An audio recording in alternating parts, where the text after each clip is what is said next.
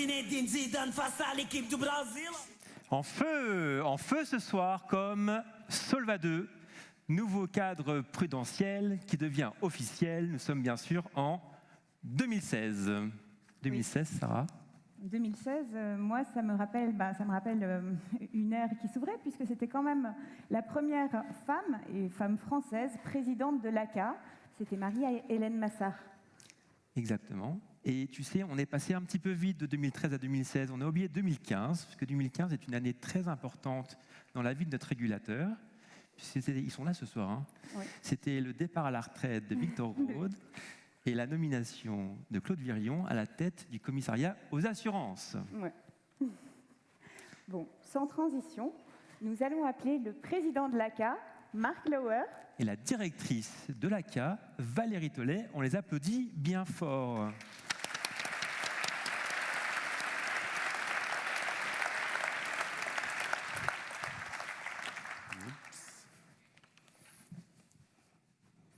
Bonsoir Marc. Bonsoir Valérie. Dis-moi, je croyais que le président de l'ACA ne siégeait que pendant 2 ans. Tu étais là en 2020, en 2021 aussi. Alors, comment se fait-il que tu sois sur cette scène ce soir ? Effectivement, ce n'était pas prévu. Hein. Normalement, la gouvernance de l'ACA est bien rodée et organise une rotation entre des présidents venant d'entreprises à ancrage plus local et des entreprises plus internationales. Mais la présidence de l'ACA, c'est aussi une question de personnes et d'opportunités de carrière. Et c'est ce qui est arrivé à Christian Gibault, qui était à un certain moment mon successeur, et par opportunité de carrière, il est devenu mon prédécesseur. Ce sont des choses qui arrivent. Il s'était très très bien préparé. Il avait commencé son mandat avec beaucoup d'élan, et puis il nous a quittés. Je voudrais quand même encore ce soir le remercier pour toutes ces années au Conseil de l'ACA et aussi pour ces quelques mois de président dynamique de l'ACA. Effectivement, un tout grand merci à Christian au nom de l'ACA pour son soutien et sa présence à nos côtés au cours des presque 3 dernières années. Mais Marc, lorsque je t'écoute, on dirait que tu as fait ton devoir un peu contraint et forcé, je me trompe ? Oh non, pas du tout. Là, tu te trompes. Il faut dire que, comme c'était prévu dans notre gouvernance, j'ai remis mon mandat. Et puis, on m'a demandé quand même de finir le mandat de Christian jusqu'à la prochaine Assemblée générale qui se tiendra en mars. Il faut dire que moi, je suis très fier d'être président de cette organisation parce que, en fait, elle a évolué énormément au cours des dernières années. Il y a 15 ans, lorsque j'étais la première fois au Conseil, c'était une toute petite organisation. Aujourd'hui, il y a 15 professionnels qui travaillent tous les jours pour les intérêts de l'assurance luxembourgeoise. Et je crois pouvoir dire avec une certaine fierté que nous sommes aujourd'hui vraiment le 3e pilier d'une place financière très forte, à côté des banques et de la BBL, et à côté des fonds avec l'ALFI. Et très récemment, il y a eu une publication d'un grand réassureur, d'ailleurs aussi membre chez nous, qui qualifie le marché luxembourgeois comme le 20e marché mondial en termes de primes d'assurance. Ça, c'est une chose. Donc, je suis très fier. Mais l'ACA, c'est aussi quelque chose d'autre. On y rencontre beaucoup de gens avec beaucoup de professionnalisme, mais on crée aussi des liens d'amitié à l'ACA. Alors là, je suis entièrement d'accord avec toi, Marc. Et tu n'es pas le seul à le penser, en fait. Il n'y a qu'à écouter ce qu'en disent quelques personnalités de notre communauté. Clap, vidéo.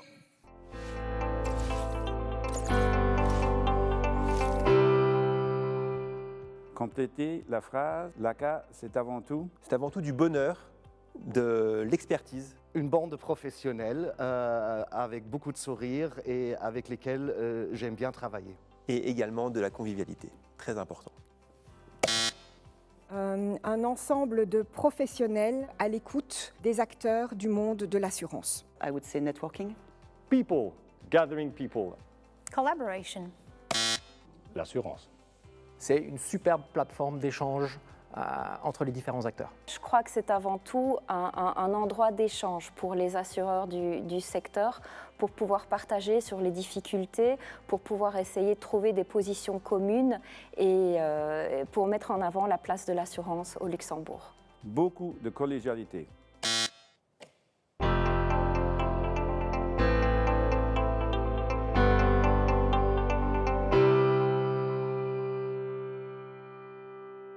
Alors Marc, tu disais donc que l'ACA, c'est beaucoup de collégialité. Oui, c'est vraiment ça. Mais je suis aussi un peu audacieux ce soir et je dirais que sur la place financière, ce sont les assureurs qui peuvent le mieux faire la fête. Mais tu ne serais pas un petit peu prétentieux là, sur ce coup-là? Peut-être, je ne sais pas. Mais en tout cas, je suis très fier. Regarde autour de nous ce soir, pour la place financière, c'est la fête de l'année. Les journées de l'assurance ont commencé très petit, à la Philharmonie. La salle était remplie à 200 personnes. Aujourd'hui, et les dernières années déjà, on est venu dans ce centre de conférence et il y a plus de 1000 personnes qui, d'année en année, participent à ces ACA Insurance Day, que ce soit ce soir ou dans les différents webinaires ou séminaires qu'on organise. Et il y a cette partie un peu plus solennelle, mais il y a aussi, après, le cocktail. Et je parle d'expérience, il y a quand même un certain nombre d'habitués qui ont vraiment des difficultés à rentrer avant minuit. Je suis convaincue que Corinne Lamèche et Guy Hoffman, les présidents de l'ALFI et de la BBL, ne te tiendront pas rigueur de ce moment d'enthousiasme pour les ACA Insurance Day. Alors effectivement, les ACA Insurance Day, c'est devenu l'événement incontournable de l'assurance au Luxembourg, notamment parce que c'est aussi l'occasion pour le président d'adresser les revendications du secteur aux politiques. Effectivement, c'est une occasion rêvée. Depuis les 10 ans, d'une année à l'autre, il y avait toujours ou presque toujours la présence du ministre ou de la ministre des Finances. Et donc, c'est vraiment l'occasion pour le président, en fonction à ce moment-là, de faire part des doléances du secteur du moment. Alors, attends, laisse-moi réfléchir. Si mes souvenirs sont bons, l'an dernier, ton sujet, c'était... Ah oui, c'était la surréglementation. Et depuis lors, Marc, est-ce que les choses ont fondamentalement changé ? Pas vraiment. J'étais tenté un tout petit peu ce soir de reprendre mon discours de l'année dernière et tout simplement de le répéter mot par mot. Et je peux t'assurer, Valérie, il n'y a pas perdu en actualité sur aucun des mots qui étaient prononcés l'an dernier. Alors évitons peut-être à la presse de publier du réchauffé et parlons plutôt ensemble du rôle de l'assurance et de son importance pour l'économie et la société. Parce que c'est en fait ce qui va donner du poids à nos revendications politiques, compte tenu également de l'année électorale qui s'annonce. Je crois que l'assurance a 2 rôles fondamentaux à jouer. Le premier, c'est la protection du patrimoine de nos clients, et la deuxième, c'est la prévoyance. Mais les dernières années aussi, au vu de la crise climatique, il y a aussi un rôle plus sociétal que les assureurs ont commencé à assumer.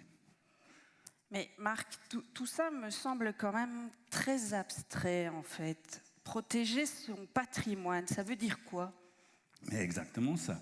Si tu as un logement, si tu as une maison, tu l'assures contre le feu, contre une tempête, contre une inondation. Et si l'événement arrive, plutôt que de devoir débourser tout de ta propre poche pour indemniser, c'est l'assureur qui le fera. Il y a aussi les assurances de responsabilité. C'est dans les cas où tu fais un tort à un tiers, par exemple dans un accident de voiture. Et à ce moment-là, plutôt que toi qui dois indemniser la victime, c'est l'assureur qui le fera. Et encore une fois, de cette manière-là, il protège ton patrimoine.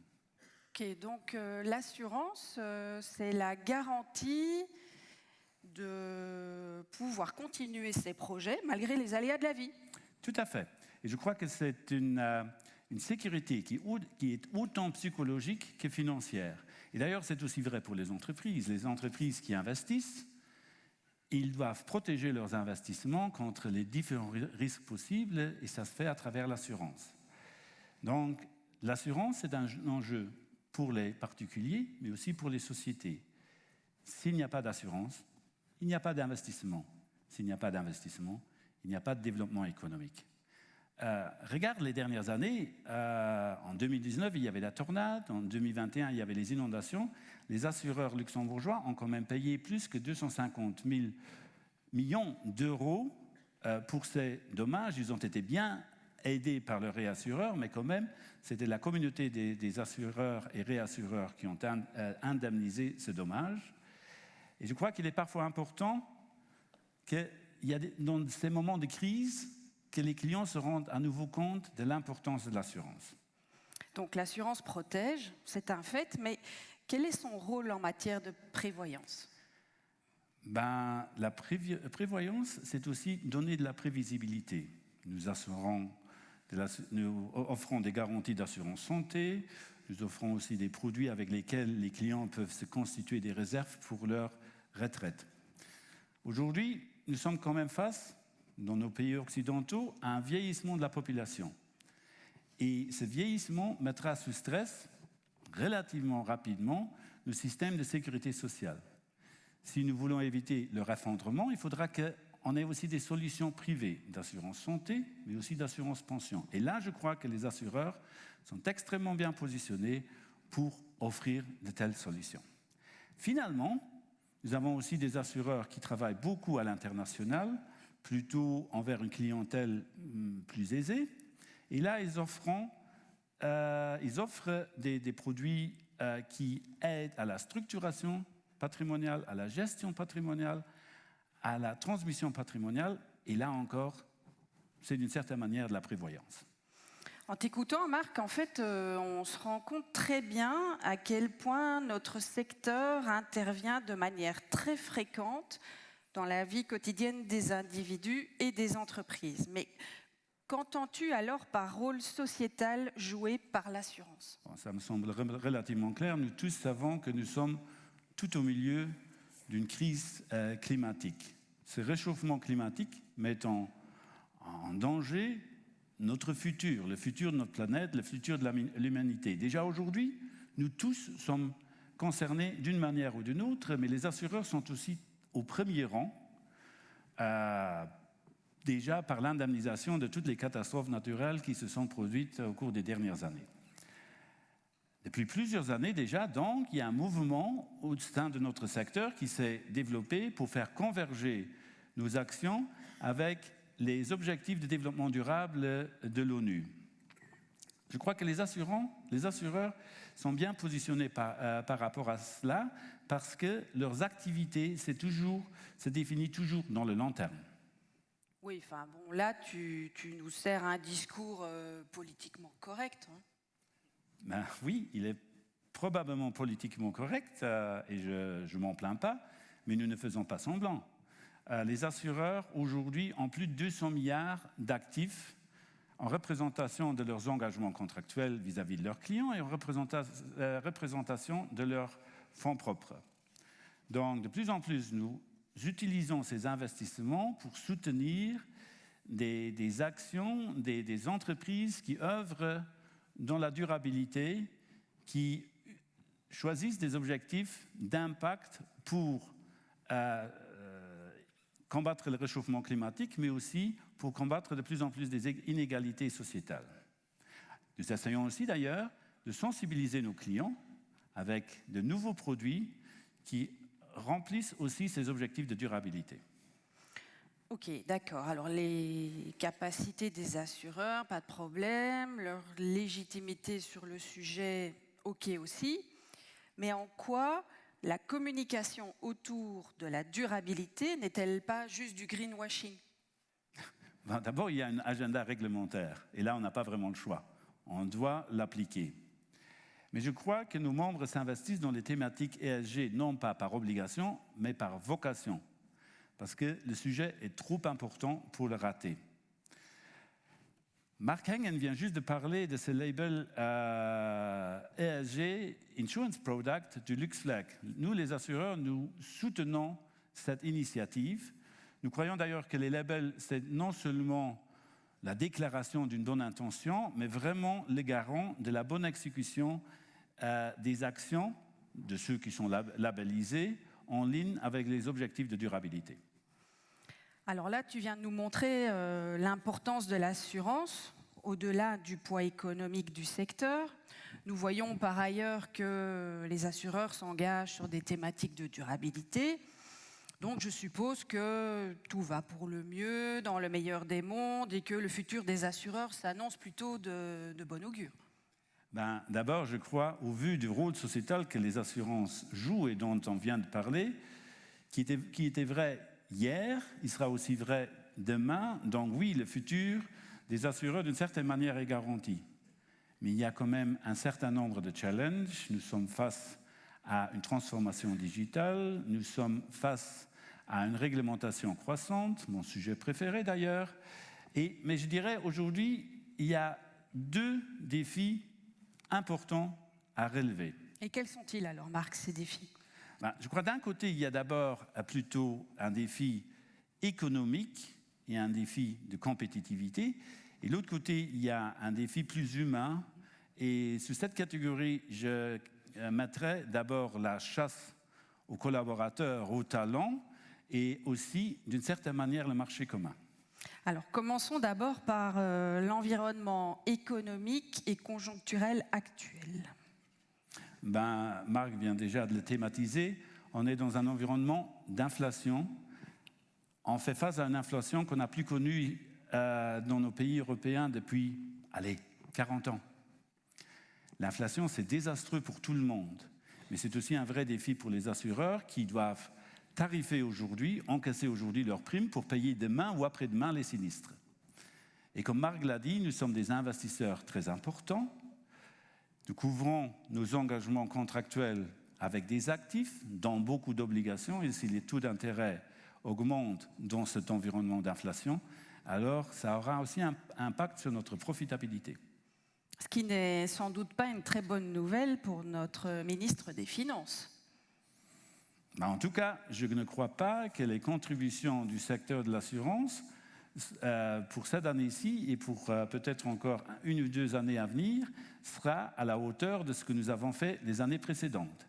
Ça me semble plutôt clair, mais je crois que c'est avant tout pour l'instant un phénomène conjoncturel où nous devons nous retrouver dans un environnement de taux qui augmente.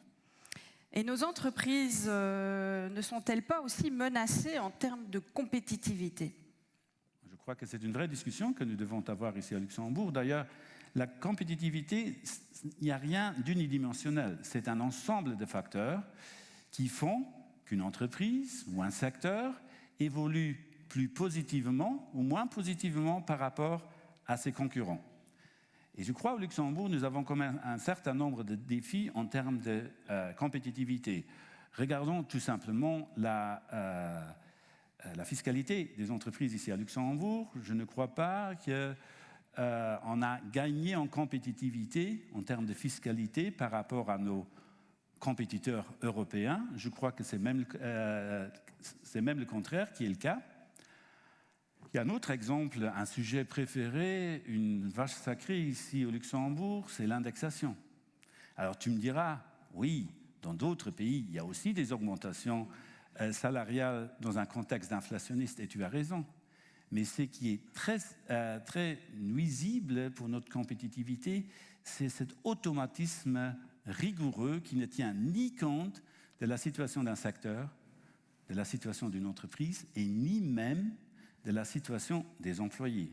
Et cette extrême rigidité du système n'est pas comprise à l'étranger et nuit fondamentalement à notre compétitivité. Et d'ailleurs, encore l'indexation pour le marché local, où on pourrait dire, bon, on est en vase clos. Non, c'est encore un élément qui va entraîner une vague supplémentaire d'inflation. Alors heureusement, nos entreprises semblent jusqu'à présent faire preuve d'une étonnante résilience et agilité face à ces contraintes. Oui, le secteur est très résilient. Le chiffre d'affaires, Marc vient de le dire, reste quand même à des niveaux élevés, tant sur le marché local que sur les marchés internationaux. Mais la résilience a aussi des limites.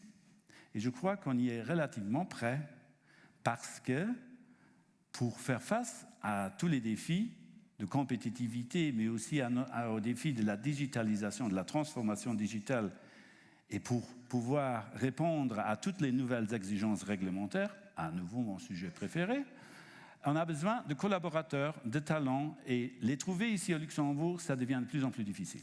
Là, je suis entièrement d'accord avec toi, Marc. Aujourd'hui, tout le monde se plaint de la pénurie des collaborateurs et la guerre des talents touche l'ensemble des secteurs de l'économie. Nous voilà donc face à un autre défi. Tout à fait.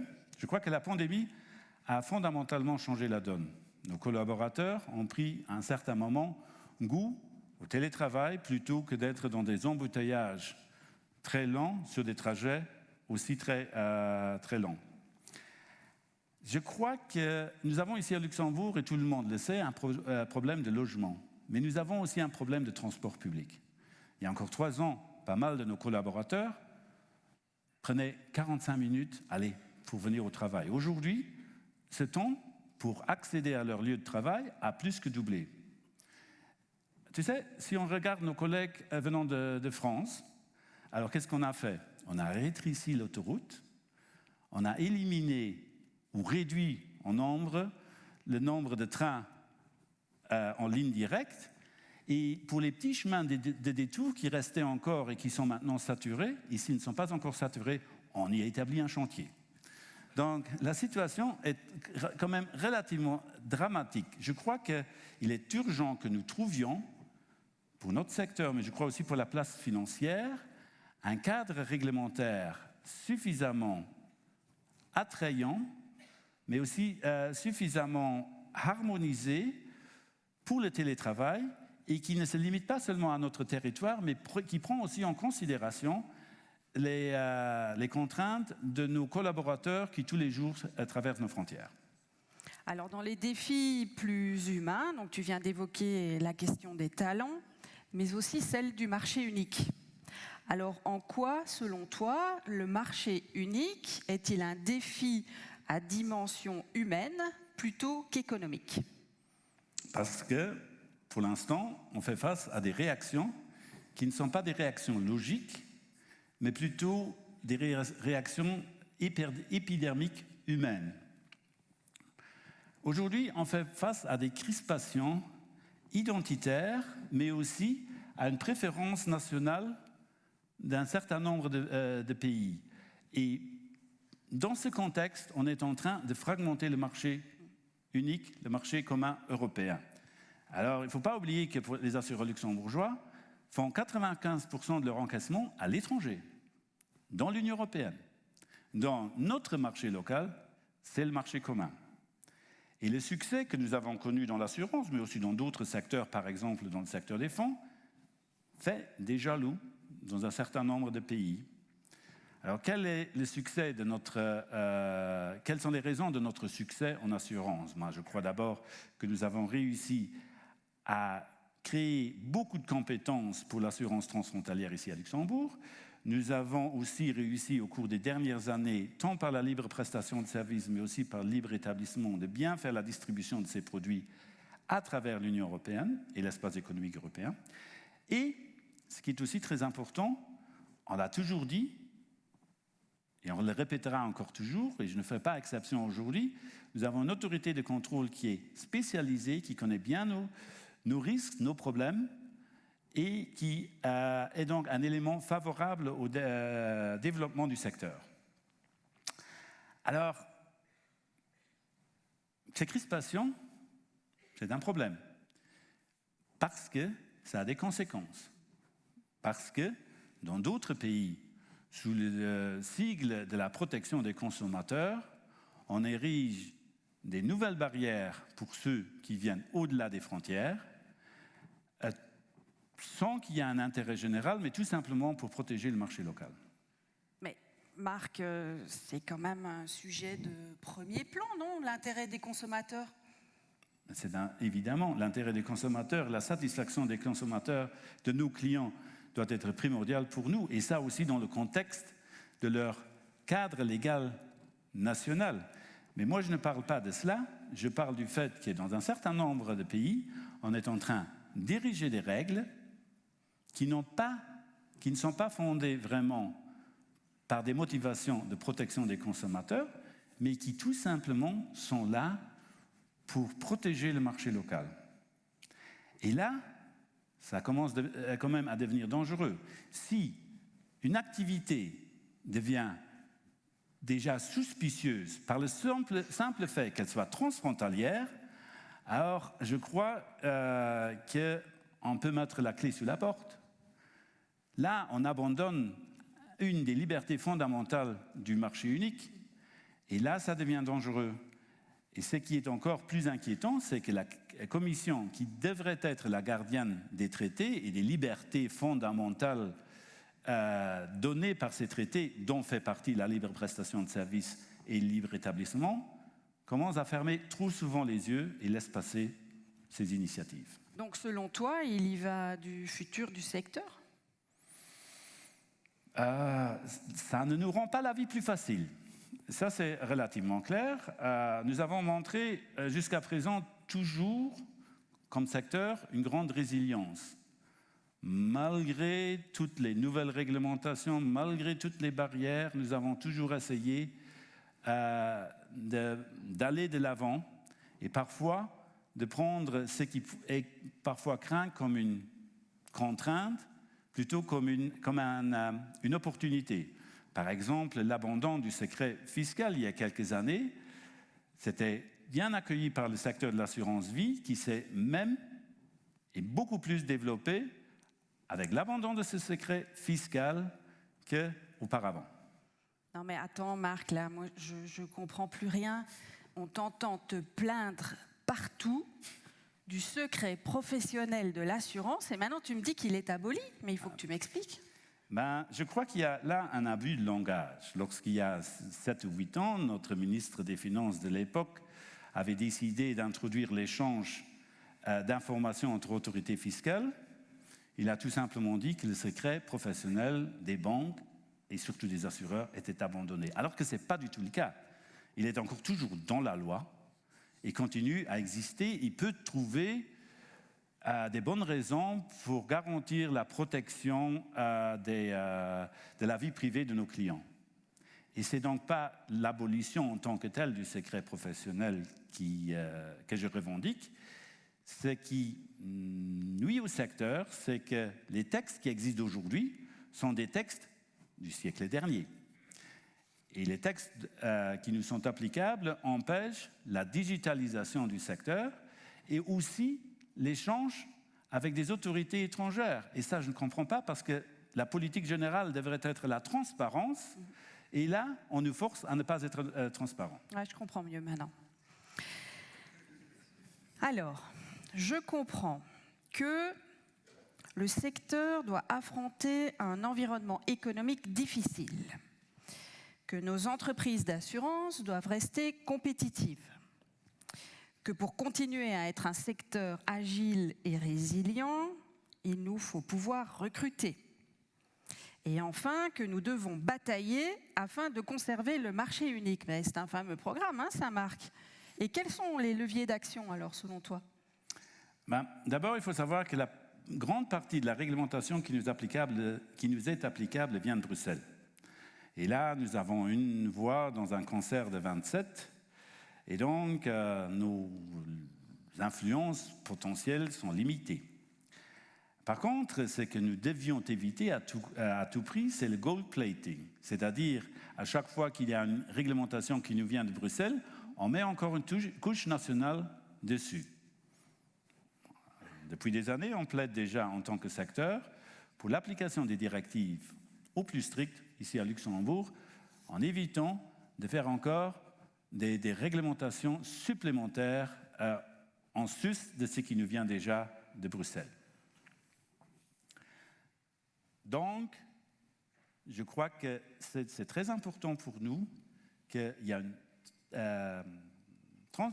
transposition des directives européennes directes et aussi fidèle que possible dans notre législation et aussi le plus rapidement possible. Alors à cet égard, comme Mark Engen l'a mentionné tout à l'heure, l'ACA fait désormais partie d'un bureau de représentation à Bruxelles, aux côtés de la BBL et de l'ALFI, et notre équipe de Bruxelles est d'ailleurs parmi nous ce soir. Nous sommes donc plus proches des instances européennes et espérons ainsi pouvoir agir plus en amont et plus tôt dans le processus législatif et réglementaire. Mais selon toi, est-ce que c'est suffisant pour faire entendre la voix de l'assurance ? Je crois que c'est un pas important, mais je ne crois pas que c'est suffisant. En fait, je crois qu'il faudrait réfléchir une fois sur la gouvernance de la réglementation européenne. Le monde change, donc parfois il y a un besoin absolu d'émettre de nouvelles règles pour tenir compte de ce monde qui change. Mais lorsque le monde change, il y a aussi des chances qu'il y a des règles qui existaient qui deviennent obsolètes. Et donc mon rêve est toujours qu'à chaque fois qu'on introduit une nouvelle règle, on pense aussi à en abolir une qui est devenue obsolète. Alors espérons que tu sois entendu ce soir, Marc, et surtout par nos politiques en lice pour les prochaines élections législatives. Attends, parce que là, je vois Adrien et Sarah qui me font signe. Alors, peut-être une dernière chose à ajouter avant que nous leur cédions la place ? Je dirais deux choses. Alors, si je ne suis pas entendu cette année-ci, parce que j'avais déjà dit la même chose l'an dernier, je continuerai à rêver. Ça, c'est la première chose.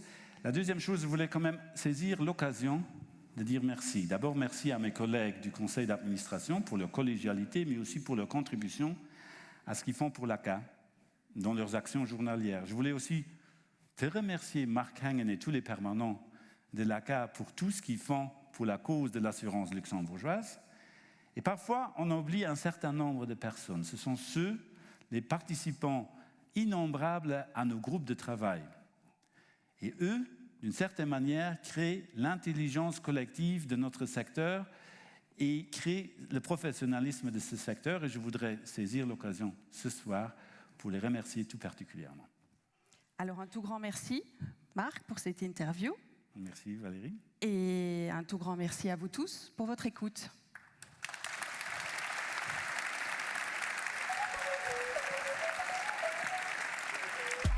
Como si fuera la última vez y enséñame ese pasito.